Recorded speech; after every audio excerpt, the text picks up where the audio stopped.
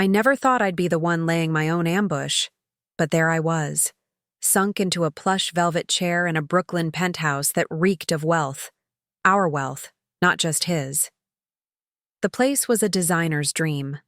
Polished oak floors, a chandelier, catching the city lights, and a view of the skyline that felt like it cost a piece of my soul. My fingers grazed the chair's edge, and I wondered how many late nights I'd spent hunched over blueprints, how many client pitches I'd nailed to fund this betrayal disguised as a home.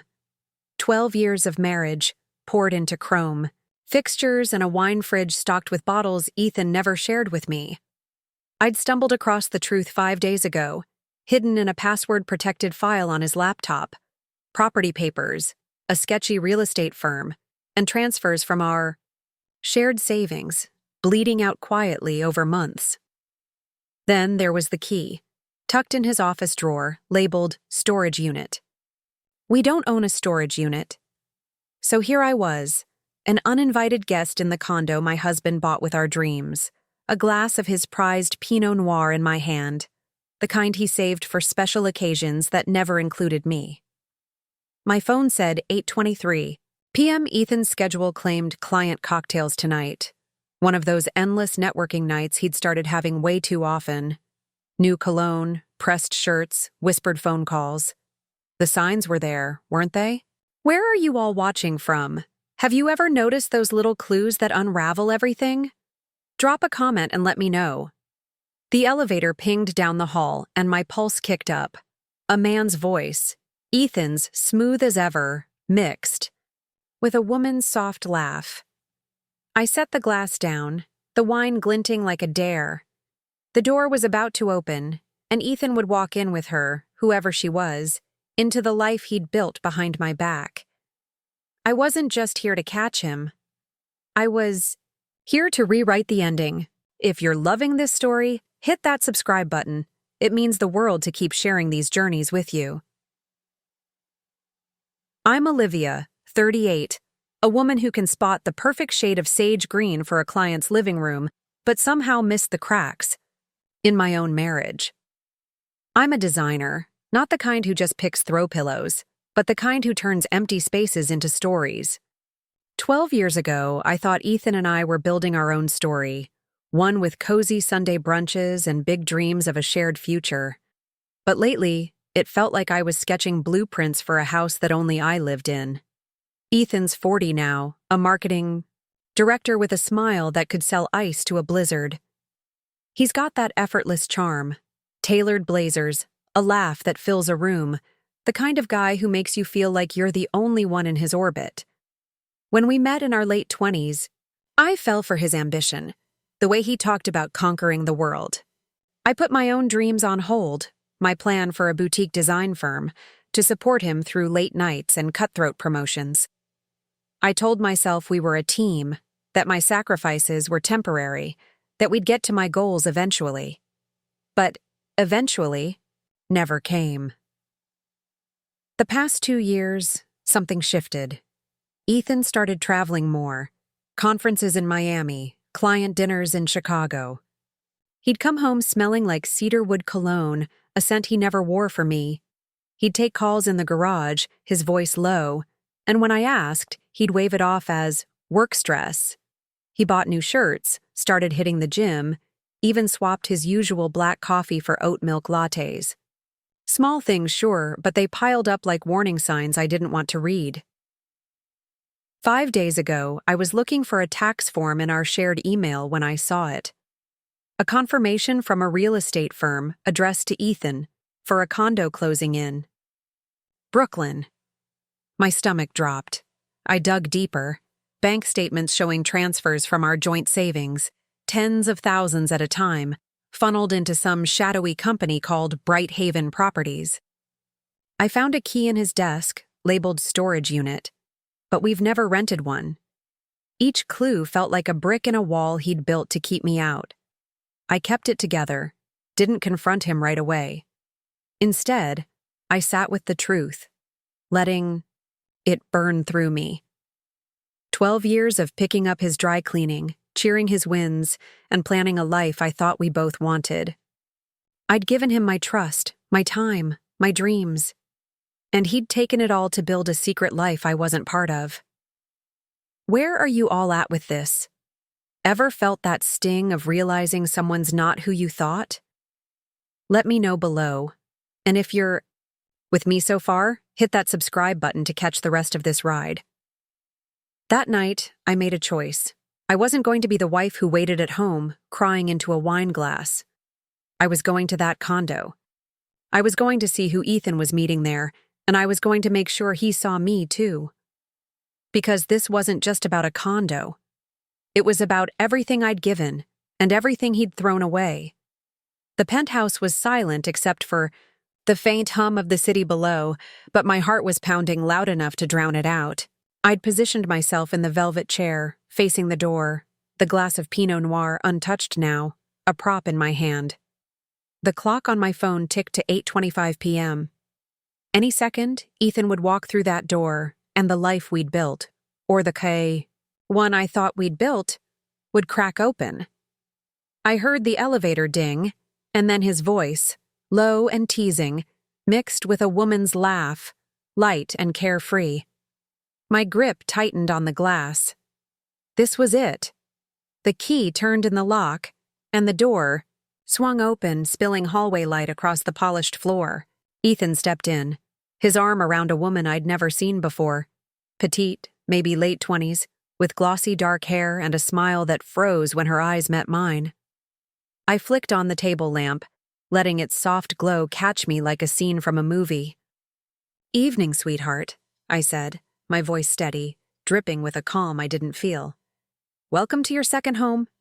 Ethan's face did a dance. Shock, confusion, then a flicker of panic he couldn't hide. The woman, Sophie, I'd learn later, clutched his arm, her eyes darting between us.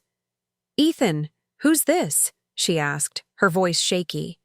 I stood, refusing to be the one sitting like a guest in my own betrayal. "I'm Olivia," I said, offering a smile sharp enough to cut. "The wife. The one who's been funding this little love nest with my paychecks. And you are?" Sophie's mouth opened, but no words came out. She looked at Ethan, waiting for him to explain, but he was too busy trying to reboot his brain. "Liv, what? How did you get in here?" he stammered, his charm crumbling. I held up the key, the one labeled storage unit, and twirled it. "You really should have hidden this better, Ethan. Or maybe not used our savings to buy a condo for your girlfriend. Did you think I wouldn't notice the withdrawals, the emails, the lies about your client cocktails?" Sophie stepped back, her hand dropping from his arm. "Girlfriend? Ethan, you said you were separated. You said your ex was—" I laughed, a short, bitter sound that cut her off. "Ex? That's rich. I made you coffee this morning, Ethan. I've been washing your shirts and planning our anniversary for 12 years. No separation, no divorce.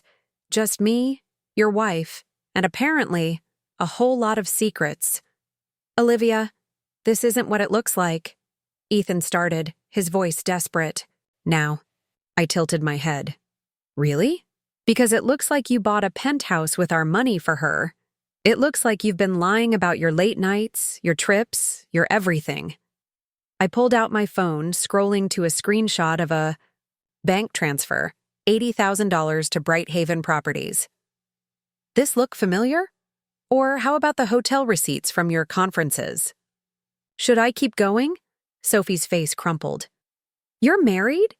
You told me it was over, that you were just tying up loose ends." She turned to me, her eyes wide. "I'm so sorry. I didn't know." I believed her. She looked as blindsided as I felt 5 days ago. "Don't apologize," I said. "He lied to you too, but you should probably leave. This is about to get uglier." She grabbed her purse, mumbling something incoherent, and slipped out, the door clicking shut behind her. Ethan tried to follow, but I stepped in his path. "Oh no, you don't get to run from this." He ran a hand through his hair, his perfect composure gone. "Liv, please, let's talk about this at home." I shook my head. Home? You mean the place I've been holding together while you built this fantasy? I gave you 12 years, Ethan. I gave up my firm, my dreams, to cheer you on. I stood by you when your startup tanked, when you were too stressed to even look at me. And this is what I get? My voice cracked, and I hated it. Hated that he could still make me feel small. Why? I asked, quieter now. Was I not enough? Or was lying just easier? He looked away, and that silence said more than any excuse could. Have you ever been hit by a truth so hard it changes you? Tell me in the comments, what would you do in my shoes? And if you're feeling this story, hit subscribe to stay with me through what comes next. I straightened, wiping my eyes. We're not done, Ethan. Not by a long shot. I wasn't just fighting for answers. I was fighting for myself, for every piece of me he'd tried to erase. And I was just getting started. The penthouse felt colder after Sophie left, like the air itself was holding its breath. Ethan stood there, his tie loosened, looking like a man who'd just realized he'd stepped into a trap of his own making. I didn't sit back down. I wasn't going to let him think he could talk his way out of this. You don't get to numb this with excuses, I said, my voice low but firm. You're going to feel every second of what you've done. Liv, please, he started, his hands raised like he could push the truth away. This was a mistake. I got in over my head. Let's go home. Talk this out. Home. The word tasted sour. Was it a mistake when you told me we couldn't afford to start my design firm because of market risks? Or when I stayed up late helping you prep for pitches while you were booking hotels with her? Was that a mistake, Ethan? He flinched, and I saw it, the guilt he couldn't hide. But I wasn't here for apologies. I was here for answers, and I'd already started digging. 4 days before that night, I hadn't just sat with my heartbreak. I'd gone to work. I called Rachel, my best friend and a divorce lawyer who could make corporate sharks sweat. She didn't just listen, she handed me a playbook. This is war, Liv, she'd said, and we're going to win. I reached out to an old college friend, Marcus, who'd gone from coding in dorm rooms to running a cybersecurity firm. Just curious, I'd texted, casual as ever. Can you peek into an email account for me? Marcus didn't ask questions. By the next day, I had a folder of Ethan's emails, meetings with Brighthaven Properties, wire transfers to a bank in the Caymans, and flirty messages to Sophie that made my stomach churn. I posed as Ethan's assistant to call the Condo's management company. Mr. Parker needs to confirm some details about the penthouse, I'd said, my voice all business. They gave me everything. Purchase dates, Ethan's visits, all neatly aligned with his out-of-town conferences. I even hired a private investigator, Rachel's guy, who sent me photos of Ethan and Sophie at cozy bistros, her hand on his like it belonged there. But the real ace up my sleeve? 5 years ago, after a coworker's too friendly texts raised red flags, I'd insisted on a clause in our prenup. If Ethan ever cheated and misused our joint funds, I'd get 80% of our assets, plus our brownstone. He'd laughed it off, signed without a second thought. I hadn't forgotten. Liv, I didn't mean to hurt you, Ethan said now, his voice breaking. I stepped closer, holding his gaze. You didn't mean to hurt me? You drained our savings, lied about our future, and built a life with someone else. That's not an accident, Ethan. That's a choice. He sank onto the couch, head in his hands. But I wasn't done. You know what hurts most?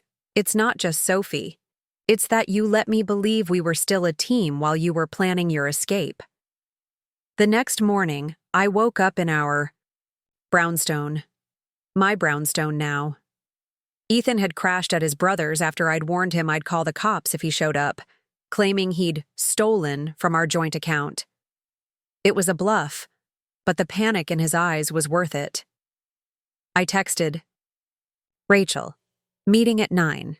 It's go time. Rachel wasn't just a friend. She was a legal assassin, nicknamed the Closer, in New York's divorce circles. When she offered to take my case for free, I said no.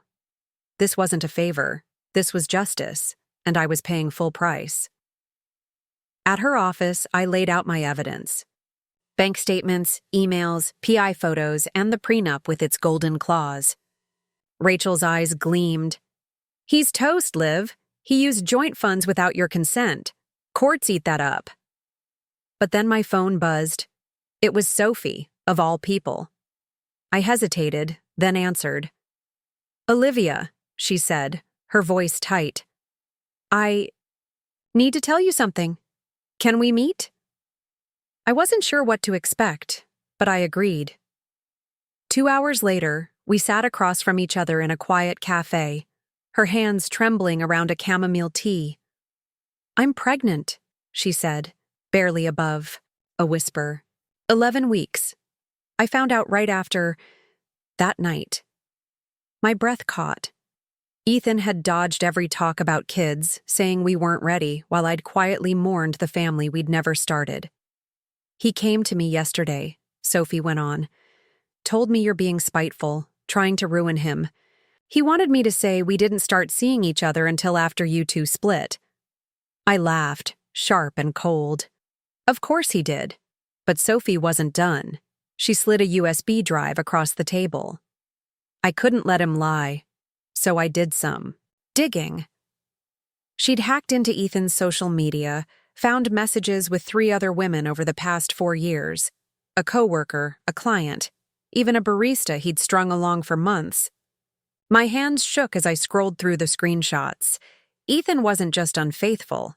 He was a serial liar, weaving stories for each woman, including Sophie, who he'd sworn was the one. Have you ever had your world flipped upside down? By a truth you didn't see coming?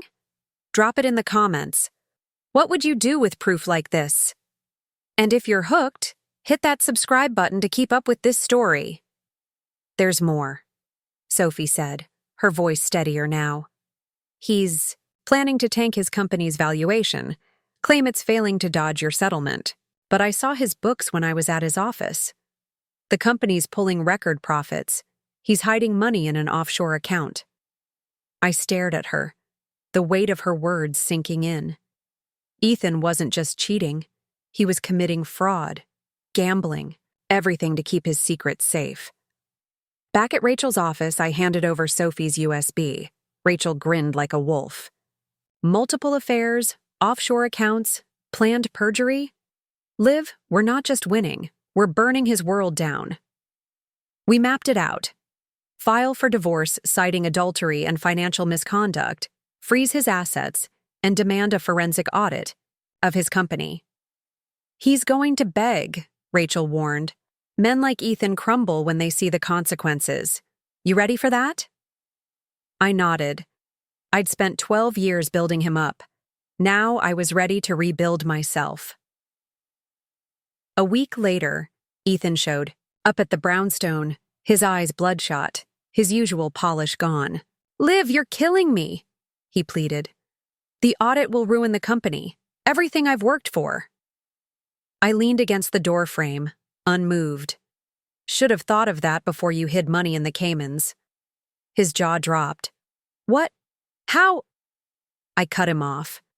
"Your deposition's next week, Ethan. Lie under oath and you'll lose more than your company." I shut the door, my heart racing but steady. He'd built his castle on sand. Now it was time to watch it collapse.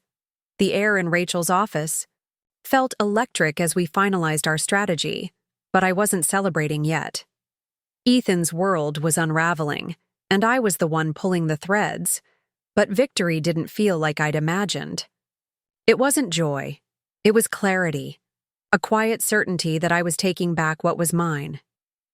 Rachel filed the divorce papers that week, citing adultery, financial fraud, and a laundry list of Ethan's lies. We requested an emergency hearing to freeze his assets, including the offshore account Sophie had exposed. The forensic audit of his company was already underway, and Rachel was relentless, her smile sharp as she said, "He's not just losing you, Liv. He's losing everything. The hearing came faster than I expected. In a sterile Manhattan courtroom, Rachel laid out our case like a masterpiece.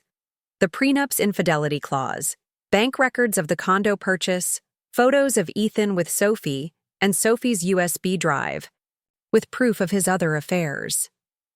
The offshore account was the final blow, $300,000 hidden while he claimed his company was struggling. Ethan's lawyer, some slick friend from his networking circle, fumbled through weak defenses, arguing, the condo was a business investment, and the prenup was outdated. The judge wasn't buying it. She granted me temporary control of our brownstone, ordered Ethan to cover the mortgage, and froze his accounts pending the audit. The look on his face, pure, helpless defeat, was worth every sleepless night. Inni sachu. The end, Ethan didn't fight. Faced with the mountain of evidence, he folded. The divorce finalized 3 months later. I got the brownstone, which I listed for sale the next day, 80% of our marital assets, and alimony that would taper off over 5 years as I rebuilt my life. The Brooklyn penthouse was sold. The proceeds split per the prenup, though I never stepped foot in it again. That night in the velvet chair, waiting for my life to implode, was memory enough. Ethan kept his company, but the audit uncovered enough shady deals to spark an IRS investigation. Last I heard, he'd stepped down as director, his reputation in tatters.